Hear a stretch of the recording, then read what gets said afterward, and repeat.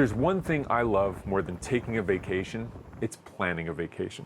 It's true, you can ask my wife. I love planning vacations, and my favorite science story this week is a review paper that's going to help me do that better.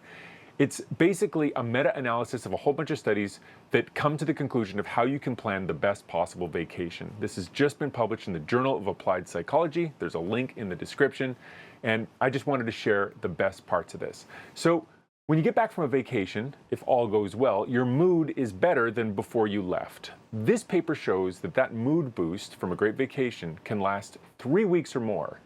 But to get the biggest boost and to make it last as long as possible, there are specific things you can do on your vacation. So this week, the Bat Signal presents 4 things to keep in mind when you're planning your next vacation. Number 1, psychologically disengage from work.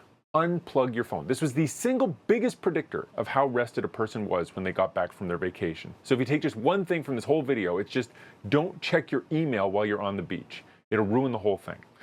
Number 2, look for ways to exercise on your vacation. You don't have to run a marathon. You can run a marathon, but you don't have to. This is just like go snorkeling or go skiing or go hiking. Just find a way to move your body.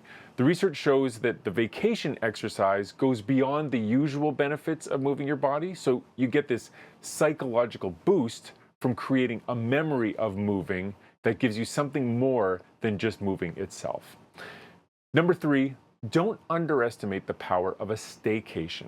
The researchers expected to find that people who went away on vacation were much more rested and much happier when they got back to work than people who stayed home over the vacation period, but they didn't find that at all. If anything, they found evidence for the opposite of that. So if you have a staycation planned, don't feel bad about it. You're doing just fine.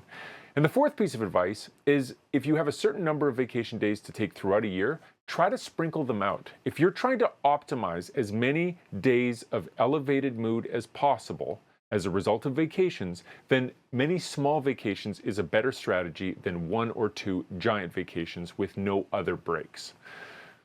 I like this story because it's news you can use. I'm going to definitely use these findings when I'm optimizing my vacations for the next year. I hope you also find it helpful. And listen, if you find this helpful, you might want more science stories like this. Every week, I find 5 great science stories that I think are really cool. This is just one of them. If you want the other 4, the only way to get them is to sign up for my weekly newsletter. It's called The Bat Signal. You can sign up at followthebatsignal.com.